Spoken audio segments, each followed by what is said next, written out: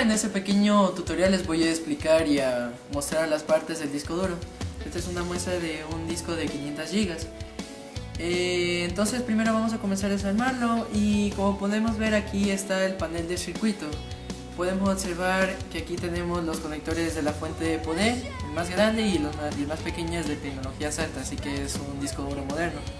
Vamos entonces a desarmar el disco duro para observar su parte interna y a mostrar su funcionamiento.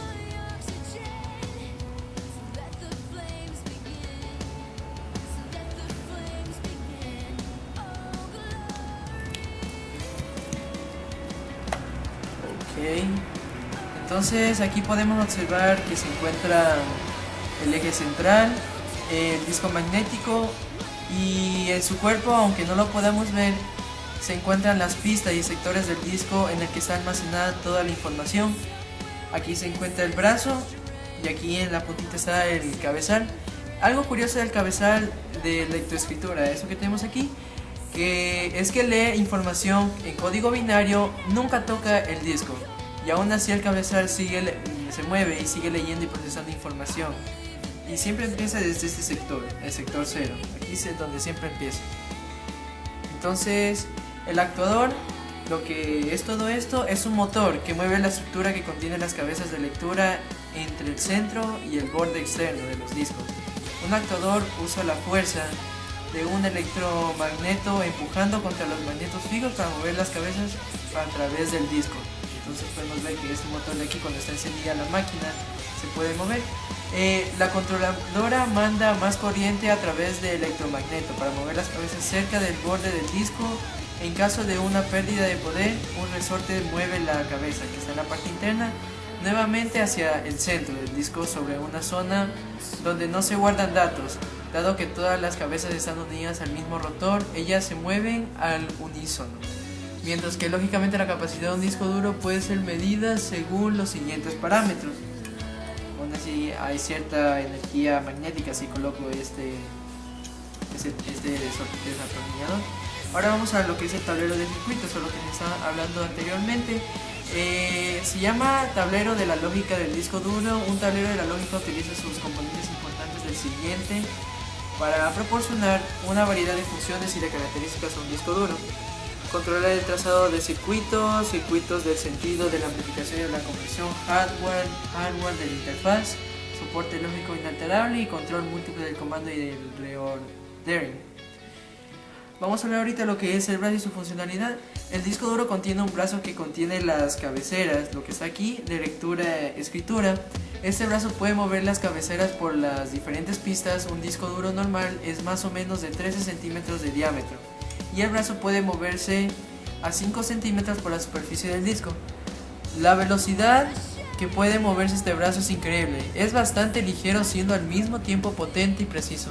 El brazo se puede deslizar por la superficie del disco duro cientos de veces por segundo si lo necesita. Se sigue deslizando y no hay ningún problema y nunca toca la superficie.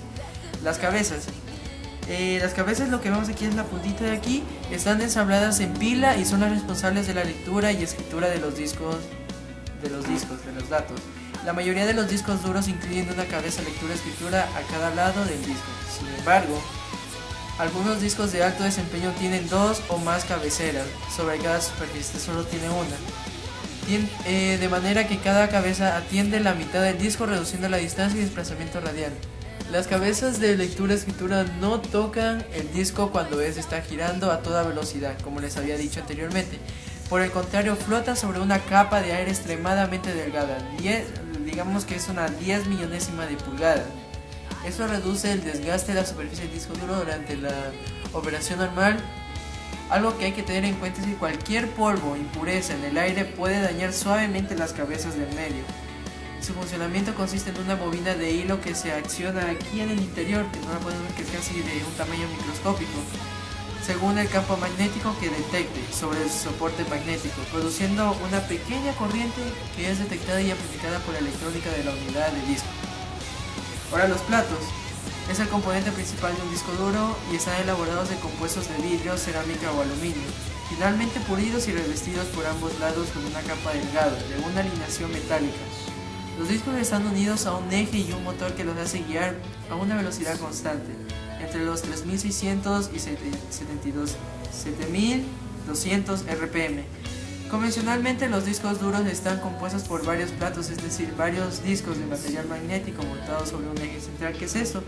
Al parecer en este disco duro solo tiene un disco magnético. Esos discos normalmente tienen dos caras, que pueden usarse para el almacenamiento de datos, y si bien suele reservarse una para almacenar información de control. El eje. El eje es la parte del disco duro que actúa como soporte sobre el cual están montados y giran los platos, como vemos aquí. Esto es lo que le mantiene el movimiento continuo del disco duro. Bueno, entonces esto ha sido todo. Esto fue mi explicación acerca de las diferentes partes del disco duro. Nos vemos en un próximo video. Hasta luego.